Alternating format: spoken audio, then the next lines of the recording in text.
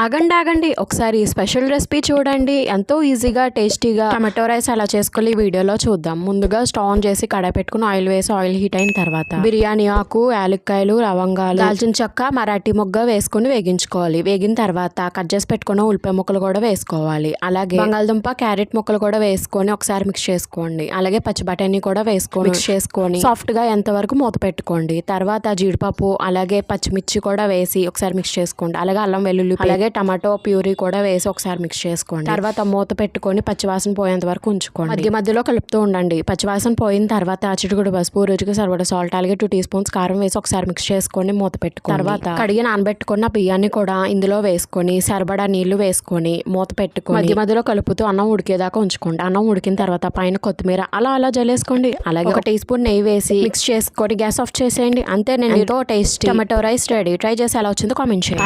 ఆగండి సబ్స్క్రైబ్ చేసుకోండి.